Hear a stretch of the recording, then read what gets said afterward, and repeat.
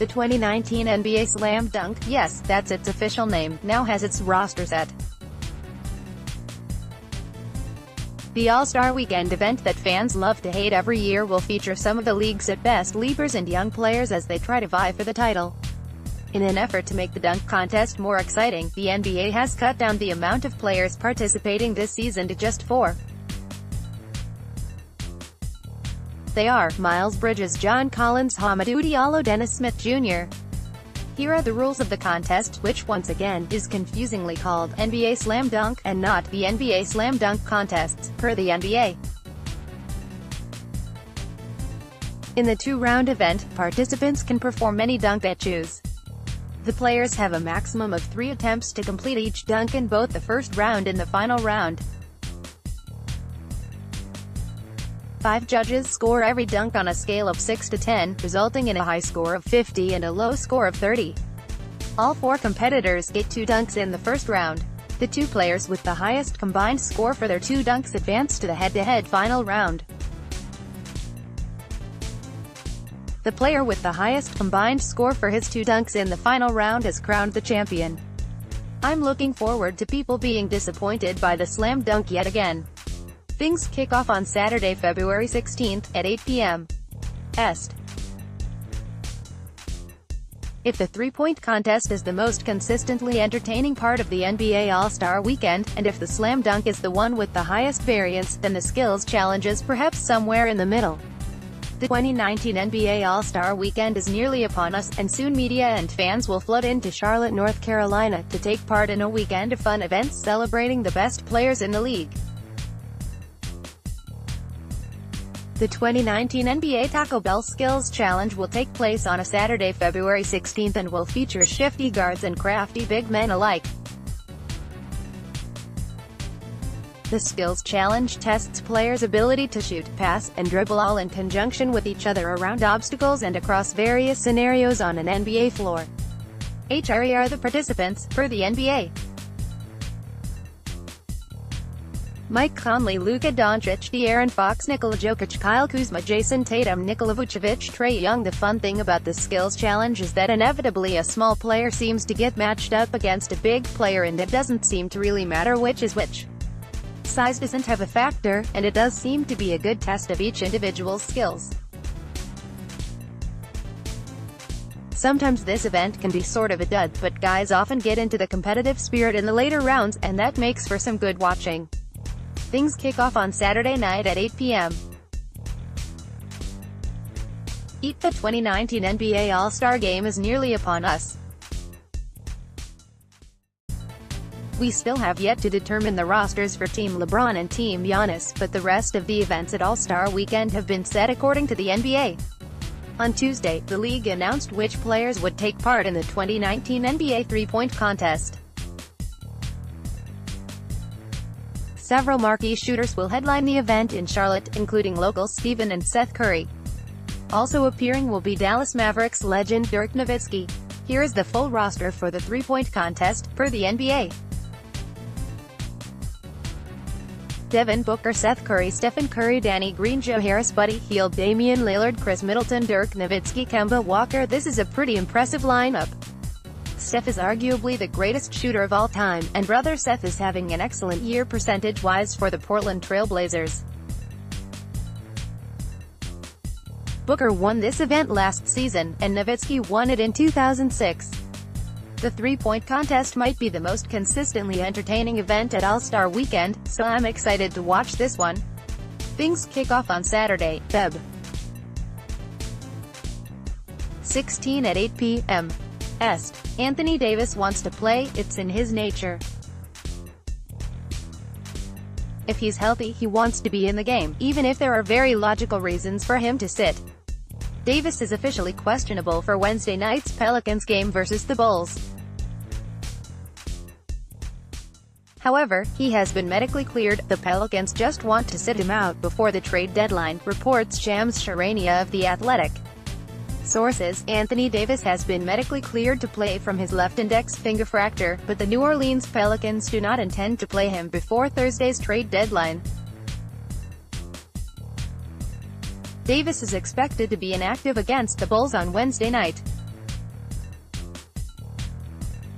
Shamsharania at Shamsharania, February 5, 2019. The Pelicans will re-evaluate their position on sitting Davis if and when the deadline passes with no deal, league sources said. https://t.co/u3nvfcf3, Shamsharania at Shamsharania, February 5, 2019. That seems to be more when than if. It appears highly unlikely the Pelicans will trade Davis to the Lakers or anywhere else before Thursday's trade deadline. As has been reported at NBC Sports since the day it was leaked, Davis's camp had asked for a trade. Sources have told me the Pelicans plan to be patient. This was never going to be a quick decision unless there was a Godfather offer, and the latest one from the Lakers does not qualify in the Pelicans' book.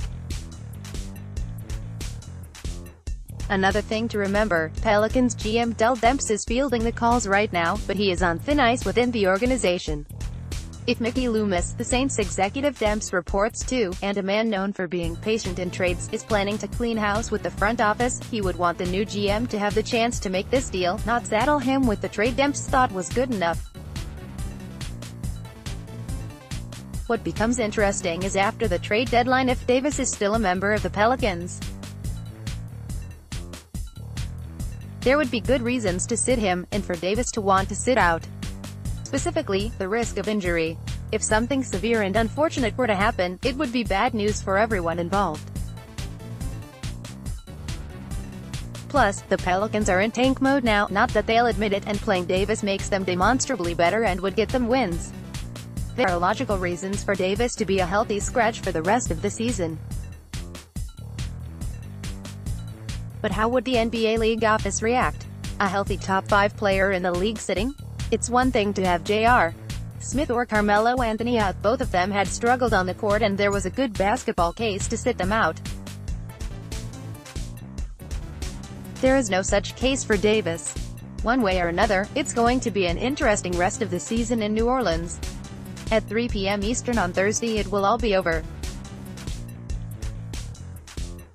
That's when the NBA's trade deadline hits, and if a trade is not done, we're looking at you, Anthony Davis. Then it's on hold until after the season and heading into the draft.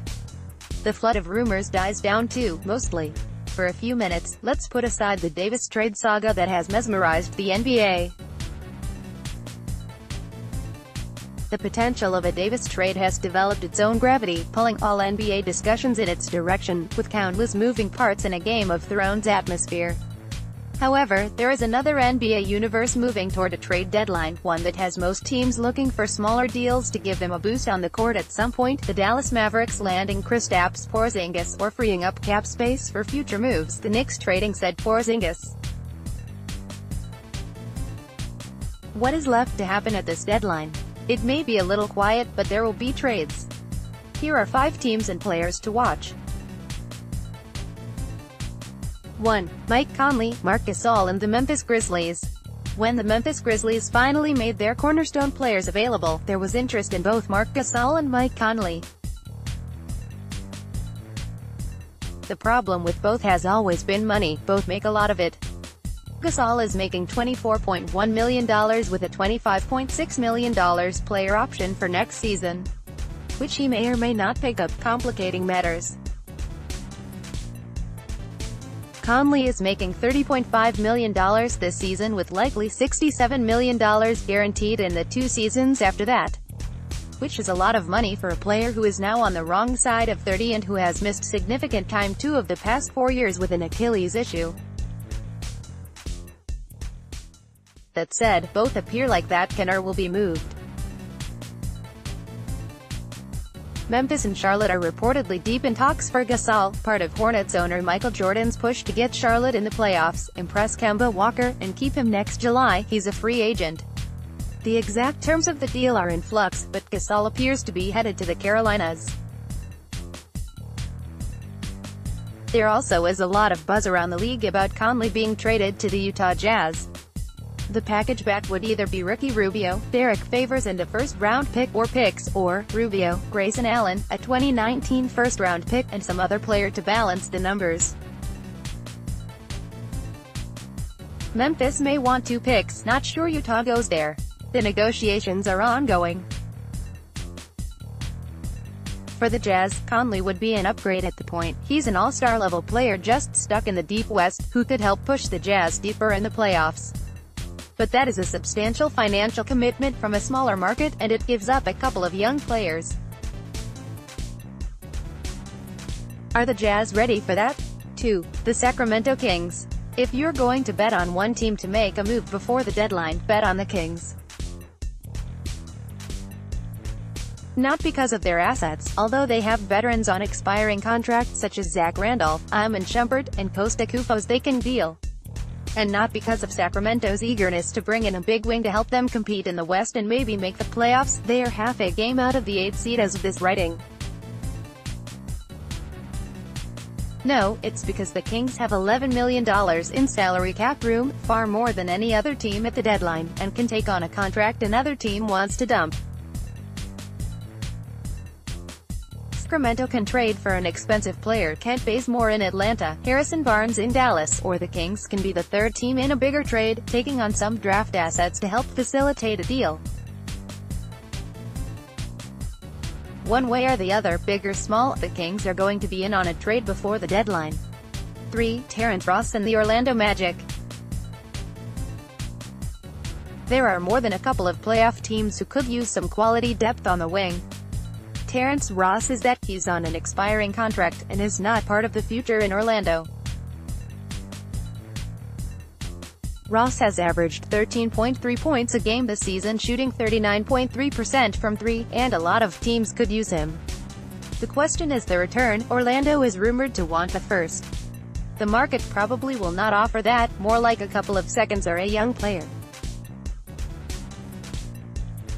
Will that be enough to get a deal done?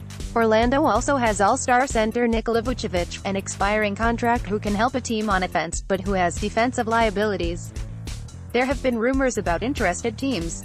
However, with Mo Bamba now out for a while, the Magic may decide to keep Vucevic around. 4. Jeremy Lin, Dwayne Dedmon, and maybe Kent Bazemore, and the Atlanta Hawks. Atlanta long has been expected to be a seller at the deadline. The Hawks signed Lin with the intention of trying to trade him mid-season, and there is interest from teams around the league. Both Lin at the point and Dedmon as a forward can provide help off the bench for a playoff team right now, plus both are on expiring contracts. Expect at least one if both to get traded. Kent Bazemore is a more complicated story because he makes $18.1 million right now with a $19.3 million player option that he will likely pick up. That's a lot of cash, which is why Bazemore has drawn minimal interest.